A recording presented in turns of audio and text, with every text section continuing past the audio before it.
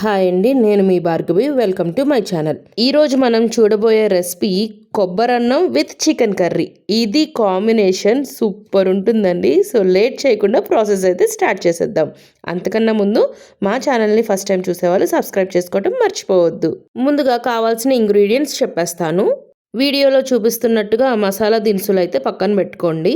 కొబ్బరి రైస్కి సరిపడా 2 స్లైసెస్గా కట్ చేసుకున్న ఆనియన్స్, 3 పచ్చిమిర్చి, అల్లం వెల్లుల్లి పేస్ట్, కొబ్బరి పాలు అయితే తీసుకోండి. చికెన్ కర్రీ కోసం 2 పెద్ద సైజు ఆనియన్స్ చిన్న ముక్కలుగా కట్ చేసేసుకోండి. అలాగే 2 చిన్న ముక్కలుగా కట్ చేసుకున్న చిల్లీస్ని కూడా తీసుకోండి. గుప్పెడు పుదీనా, కొత్తిమీర, ఇంకా 1 కేజీ వరకు చికెన్ తీసుకోండి. రైస్ వచ్చి నార్మల్ రైసే తీసుకోండి, ఎందుకంటే కొబ్బరి రైస్ నార్మల్ రైస్తోనే బాగుంటుంది. బాస్మతి రైస్తో అంత టేస్టీగా ఉండదు. నేనైతే 4 కప్స్ రైస్ తీసుకున్నాను. 5 to 6 మెంబర్స్ వరకు అయితే సరిపోతుంది ఈ క్వాంటిటీ. తర్వాత కొబ్బరి నుంచి పాలు ఎలా తీయాలో చూసేద్దాం పదండి. ఫస్ట్ ఒక పెద్ద సైజు కొబ్బరికాయ తీసుకొని దాన్ని పెంకు నుంచి సపరేట్ చేసి ఇలా చిన్న ముక్కలుగా కట్ చేసేసుకోండి. మీకు ఒక చిన్న టిప్ చెప్పమంటారా? ఎప్పుడైనా కొబ్బరి ఈజీగా పెంకుల నుంచి రావాలంటే ఒక 2 to 3 అవర్స్ పాటు ఫ్రిడ్జ్లో పెడితే ఈజీగా వచ్చేస్తుందండి. తర్వాత ఈ కొబ్బరి ముక్కల్ని 2-3 సార్లు నీట్గా కడిగేసేసుకొని మిక్సీ జార్లోకి ట్రాన్స్ఫర్ చేసేయండి. కొంచెం కొంచెంగా వాటర్ యాడ్ చేసుకుంటూ మిక్సీ పట్టాలి, అప్పుడే మెత్తగా గ్రైండ్ అయిపోతుంది. ఆ తర్వాత ఒక జల్లెడ లాంటి దాంట్లో తీసుకొని దాని నుంచి పాలు అనేది సపరేట్ చేసుకోవాలి. వీడియోలో చూపిస్తున్నట్టుగా ఇలాగా పిప్పునంతా కూడా చేతులతో గట్టిగా నొక్కేస్తే ఆ పిప్పు అంతా వచ్చేస్తుంది చేతికి. దాన్ని మళ్ళీ మిక్సీలోకి వేసుకొని దాంట్లో మళ్ళీ నీళ్లు పోసుకొని మళ్ళీ కొబ్బరి పాలు అనేది తీసుకోవచ్చు. ఇలాగా ఒక 2 to 3 టైమ్స్ మాత్రమే రిపీట్ చేయండి, సరిపోతుంది. ఈచ్ రిపిటేషన్కి 1 గ్లాస్ ఆఫ్ వాటర్ యాడ్ చేసేసుకోండి, సరిపోతుంది. మీకు ఇంకో టిప్ చెప్పమంటారా? కొబ్బరి ఫ్రెష్ది కాకుండా ఒక్క 2 to 3 డేస్ తర్వాత కొబ్బరి పాలు తీస్తే దాంట్లో నుంచి ఒక ఆయిల్ లైక్ స్ట్రక్చర్ వస్తుంది అనమాట ఉడికేటప్పుడు. అలాంటి పాలతో కొబ్బరి రైస్ చేస్తే చాలా టేస్టీగా ఉంటుంది. తర్వాత స్టవ్ మీద రైస్కి సరిపడా కుక్కర్ పెట్టుకొని దాంట్లో 1 స్పూన్ వరకు ఆయిల్, ఇంకో స్పూన్ వరకు నెయ్యి యాడ్ చేసుకోండి.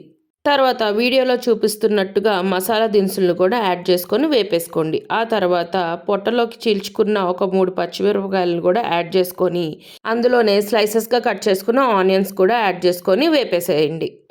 ఆనియన్స్ బాగా వేపుకోండి, అప్పుడే టేస్ట్ బాగుంటుంది. ఆనియన్స్ అంతా వేగిన తర్వాత 1 స్పూన్ వరకు అల్లం వెల్లుల్లి పేస్ట్ కూడా యాడ్ చేసి దాంట్లోనే పుదీనా, కొత్తిమీర కూడా వేసేసుకోండి.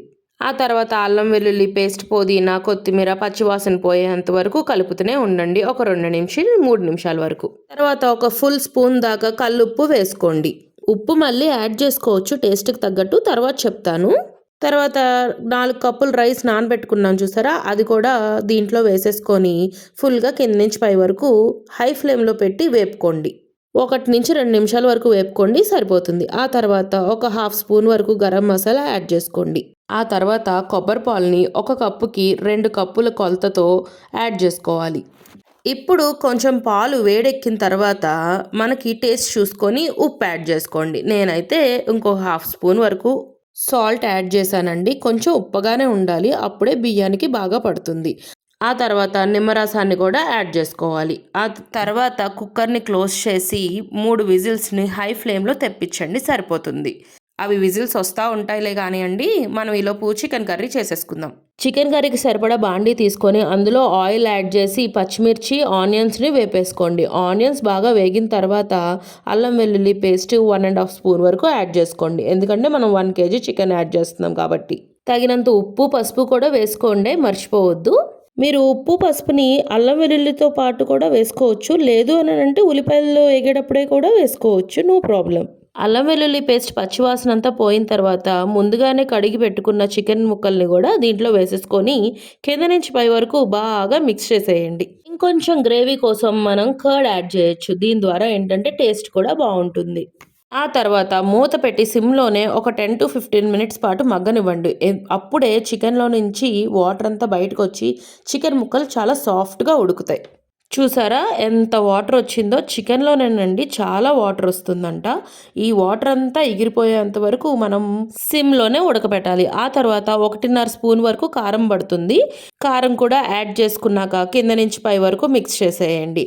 ఆ తర్వాత మీకు కావాలంటే ఒక హాఫ్ గ్లాస్ వరకు వాటర్ కూడా యాడ్ చేసుకోవచ్చు. ఆ తర్వాత ఒక హాఫ్ స్పూన్ వరకు గరం మసాలా కూడా యాడ్ చేసుకొని అందులోనే గుప్పెడంత కరివేపాకు, గుప్పెడంత చిన్న ముక్కలుగా కట్ చేసుకున్న కొత్తిమీర కూడా యాడ్ చేసుకొని సిమ్లోనే ఇంకో 5 to 10 మినిట్స్ వరకు గ్రేవీనంతా దగ్గర పడనివ్వండి. అంతే, చికెన్ కర్రీ రెడీ అయిపోయినట్టే. ఈలోపు మనకి ప్రెషర్ అంతా పోయి కూడా రైస్ అయితే రెడీ అయిపోతుంది. చూడండి, నేను చెప్పినట్టుగా కొలతల ప్రకారం వేస్తే అడుగు కూడా అంటదు, రైస్ కూడా చాలా పొడి పొడిలాడుతూ బాగుంటుందన్నమాట.